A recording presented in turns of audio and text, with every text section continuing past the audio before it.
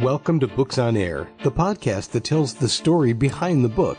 Here's your host for this episode of Books on Air, Suzanne Harris. Welcome to Books on Air. I'm Suzanne Harris. Books on Air is a series where we do a deep dive into the author's passion.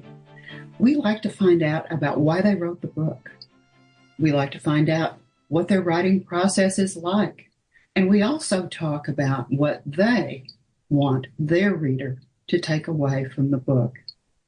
Joining me today is someone I cannot wait to introduce you to. She's just wonderful. Her name is Pam Henry Smith, and she's written a wonderful children's book called MACK. Welcome, Pam. It's such a pleasure to have you here on Books on Air. It's great to be here. Well, I'll tell you a secret since it's just you and I talking today. I have a real soft spot for children's book authors. I think that they are some of the most creative and wonderful writers that I have the opportunity to interview, because you have to get an idea and then you have to make it be interesting to a child. And I think that that's just a fantastic thing to be able to do. So congratulations for Meet Mac. It's an adorable book. Thank you. You know, I learned a long time ago that all books have two stories, and your book is no exception. It has two stories. It has a birthday. There was a time when you didn't know you were going to write Meet Mac. Meet Mac is the book that you want your audience to read, and that's going to be the first book. But there's a story behind Meet Mac. Tell me how that all came about. How did you decide to share that story with the world? It all started when I was teaching fourth grade at Moody Elementary in Whitehall, Arkansas. And I was the literacy teacher. I was teaching little fourth graders how to write stories. And I believe that a teacher has to model. That's the whole thing in teaching. You have to model and you have to be interesting. Boring is just not a part of my classroom. And the kids were the ones. I told the story several times to the kids, which I would always tell personal stories. And I told them about Mac and some of the things that he did, and they were just mesmerized. So when we said, you know, what are we going to write about? And I said, well, write about something that you've experienced. And they said, well, what are you going to write about? And I said, well, I don't know. And then everyone said, write about your bird, write about Mac. And so that's how it came about. And of course, I also had some wonderful memories with my grandparents. And so I wanted to include that too.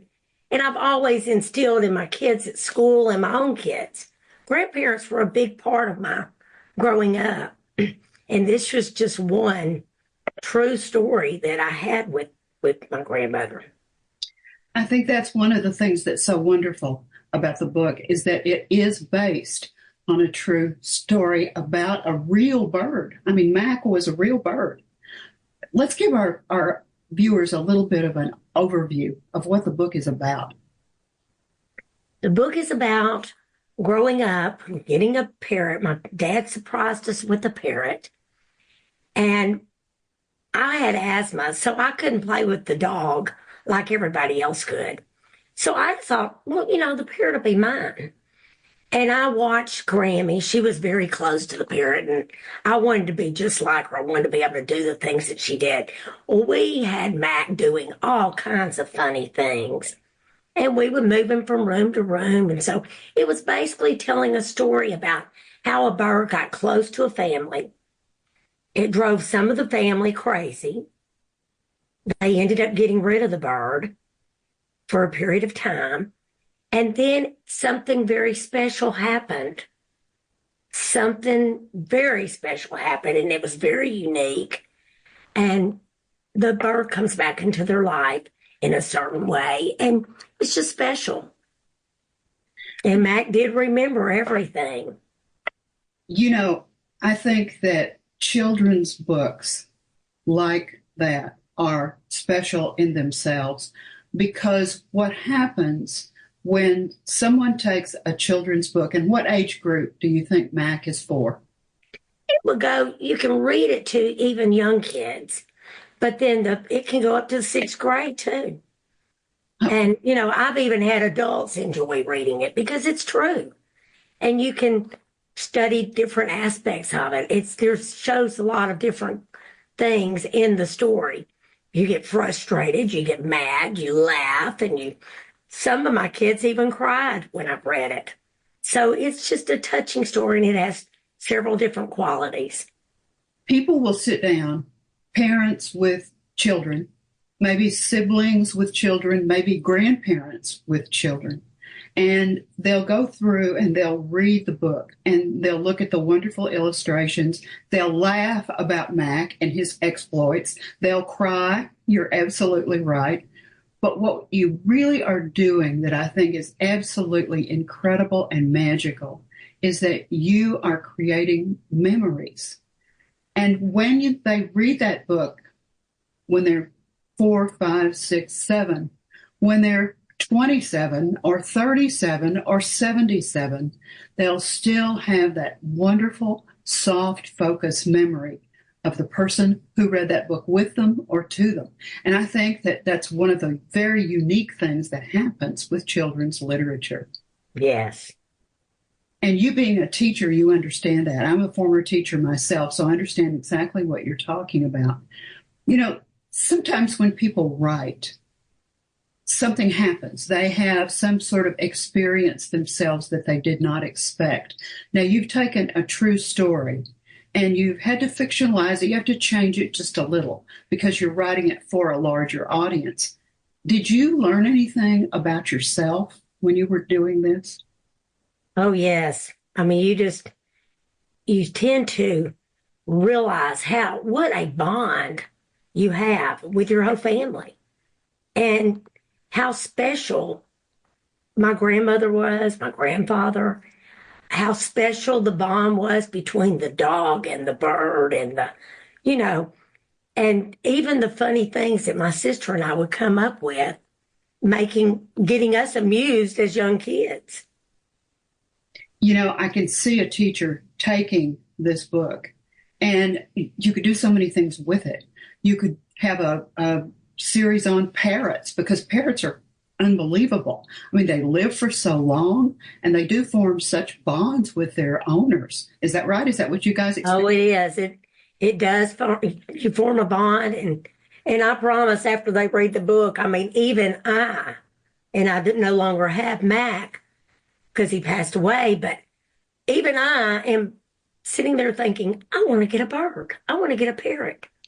I mean, and I promise you, by the time any kid reads it, they're gonna want one too. And it was the best gift that my dad ever gave my grandmother. And it was something that lasted for a long time. How long did Mac live? 62. 62? We think he was like 62 years old. Wow. I'm not really sure on that, but he was very old. I had heard that parrots had a really long lifespan. What kind of parrot was he? It was an Amazon parrot. And he was beautiful. Now, you're going to read in the story, he went through a sad time. He was very vibrant and outgoing, and he would say anything to anybody. And then as the years go by and we had to get rid of it, he went through a really sad stage. And then the reunite, which I don't want to tell everybody about because I really do need to read the book, but what the bird went through. And we learned that it's in studying parrots. When we were doing the book, I did do a little unit on parrots. We checked into it. Parrots are just like regular people. They get depressed. They have anxiety. Everything that we have, they have it too. And it was really neat to let the kids learn that. Plus, they have more compassion for animals. After you read a book about an animal that's true, it makes them think about that. I think it also expands the idea of a child because often we get so caught up with dogs and cats, because almost everybody has a dog or a cat or something like that. And so sometimes we forget about some of those other pets. And I think a parrot would be an extraordinary experience for a child. Yes. And who knows, I might end up buying one. I don't know. I have been looking. Have you really? I really have. My kids are going, oh, Mom, do you really? You know how much trouble it is? And I said, yeah, I do. But I also know how much fun they were. And a lot of things, the most trouble is the most fun. Having to go through trouble taking care of something, it means more to you.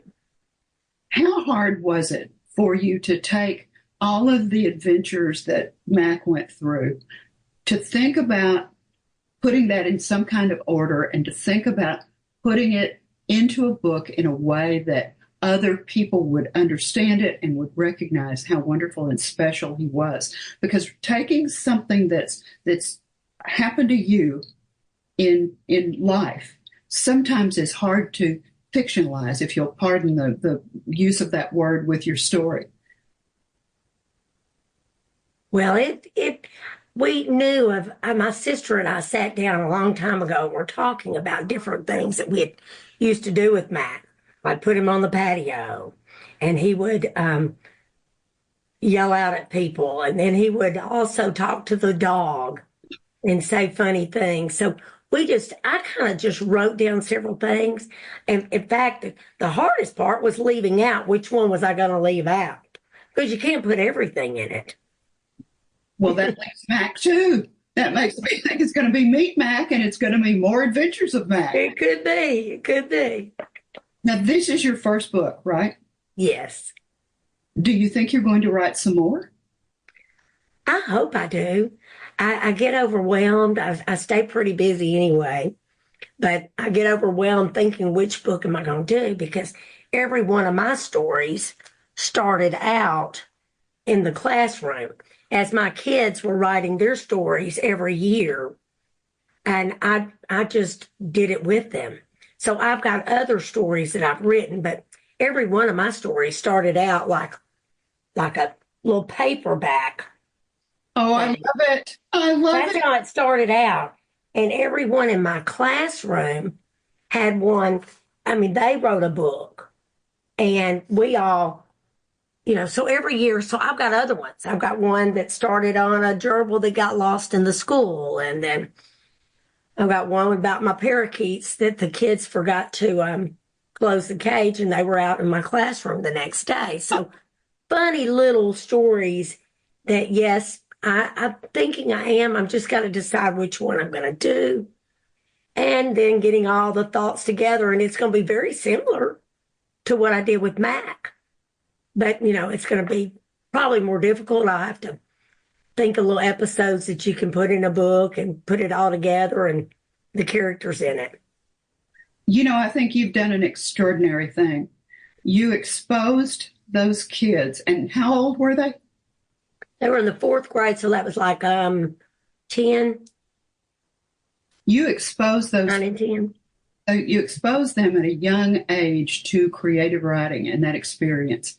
Do you know of any of those kids that have gone on to be authors or writers or anything like that as a result of that experience with writing stories in your class? Oh, yes. I had a little girl that wrote a story in the 4th grade, and from what I understand, it's been published. See, that's amazing to me. But I stay in touch with my kids, mostly after they've graduated and everything. I've stayed in touch with one. I have a few that became doctors, and they've even asked me, "Did you ever publish that book?" And so now I'm going back and saying, "I did it. Y'all gonna have to get the book. I did the book that I actually wrote it while they were with me." So that makes it even more special. Oh, yes. If they were yes, that does make it even more special. And I was an English teacher too, and I have often wondered. I taught high school, so your kids you're not as close to your kids after you have them in high school. Right. Yeah. But it was always really interesting. You have some kids who seem to have that spark, that whatever it is that's indefinable about being able to write, because there's something that happens in our brain that either allows us to do this writing or not. I mean, it's just kind of an amazing quality. Is that what you found as well with it? That's right. And it's important to them. Yeah. And, like I say, the modeling is very important, getting close to your kids. We did not write the whole book in one day. I mean, we spread it out over months. And we had special times when we would work on our book, and I would tell them, we're not going to write a book that I am writing about. No, you can't do that. You're going to tell it in a certain way and not come out and say that. But for them to sit down and write a little paragraph, and then I said, okay, now we're going to work on the illustration of that. So I told them, they wanted to model it, and they got to where they were working together. It was a neat experience. I love it. What about the illustrations in MACK? Did you do those, or did you have an artist do those? I had an artist I already had pictures that I did when I was teaching school, and I took that same pictures and showed it to an illustrator. I had a wonderful guy that was helping me, Art Crossett. He was a wonderful friend of mine, but he passed away like a month before it was published. But yes, he even did some pictures for me to send to the illustrator to help me out.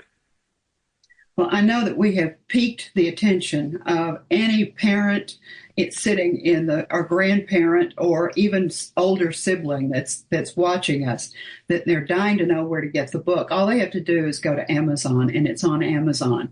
And the name of the book it's very easy. It's just called Meet Mac by Pam Henry Smith. Now, Pam, I know that you have got a website. So let's talk about your website. Let's give the address, and let's tell our viewers what they'll find when they go to the website. It's under PamHenrySmith.com, and you can go in it. You can find all the different parts about it. I can write excerpts and keep up with my readers. But it's a very easy website to go into. I'm learning more about it. In fact, I told my kids they've got to give me another tutoring session on that. But, we're all working together. But yes, I want people to look at it. I would love for people to buy the book. It is wonderful, and I'm hoping to do more. Now, you're also on, I believe, Instagram and Facebook? Yes. Tell me how to find you on Instagram and Facebook. Is it just on Facebook? I'm under Pam Henry Smith. Now, do you have any, you said you have a plan, but when we were talking, you said you had a plan for the next book. You're going to give us a little bit of a preview of what that might be? Well, right now I'm thinking I'm leaning towards the one about my gerbil that got lost in the school. It's true. And it did last for about a month and a half about a month that it was lost in the school. And you wouldn't believe the kids, we found it. And it was actually in the ceiling in the PE room, but it tells all the different things, where Stuart went. And, that is going to be a challenge to me, because I am going to bring in fiction into it. I'm going to have to ad lib. I'm going to have to add more and make it exciting, but it is based on what really happened. The Adventures of Stuart the Gerbil. Yes. Well, they could almost say the adventures of being in my class. I mean, there was never a dull moment. Like I say, the birds got loose one day, the gerbil got loose. The kids take care of the pets. So, they didn't put the cage on the cage of the gerbil, and it got out, Instead of getting mad at them, I said, well, we got to figure out what to do. And we went through a month looking for that gerbil. Pam, you sound like you were an absolutely wonderful teacher. I just think of all of the kids that were lucky enough to have you for their teacher were just the luckiest kids in the world. Well, thank you. Sound like you really took the job seriously and did a great job. When our viewers pick up a copy of Meet Mac and they sit down and they read it with whatever child they read it with, whether it's a grandparent reading it to a grandchild or a little group of grandchildren, or whether it's a mom or a dad or a sister or a brother reading it with a little younger sibling or a little younger child, you're creating that wonderful, soft memory for the person that reads the book and the person that gets the story read to them. What do you, as the author, really want the person that's reading and the person that's listening to take away from the book? Are there some themes there that you really want them to hit home with? Yes, there's several things, but I can mention a few. I want all kids to realize that they have their own experiences right in front of their face. Mine was, my sister and I had the experience of having fun-loving grandparents. And so I want everybody to realize that their grandparents won't be here forever. And listen to them, watch them, because they are special. And you're going to be in the same boat that they're in. So it's neat. So, and then I also want people to realize that birds are special, pets are special. They do have feelings just like we as people do. And the caring for a pet, caring for your family, I want that to be seen. I also want everybody to realize I came from a divorced family, and I was so close, never thought of it as being in a bad situation because I had great parents. I almost, I felt like I almost had double of everything. So it was really neat. But the love and compassion that you can find in an animal and to a close family, always realize that true experiences can make you. Pam, thank you so very much for being my guest today on Books on Air. It's been such a pleasure to meet you, and thank you so much for sharing wonderful Mac with us in your book, Meet Mac. It's just been delightful. Well, I hope y'all go out and buy a book. It's a great story. Thank you for joining us today here on Books on Air. Remember, you can pick up a copy of Meet Mac at Amazon.com. You can also see us on Authors and Experts right there. So we will really look forward to seeing you next time. And remember, keep reading, keep writing, and keep telling your own stories. Thanks so much for being with us today.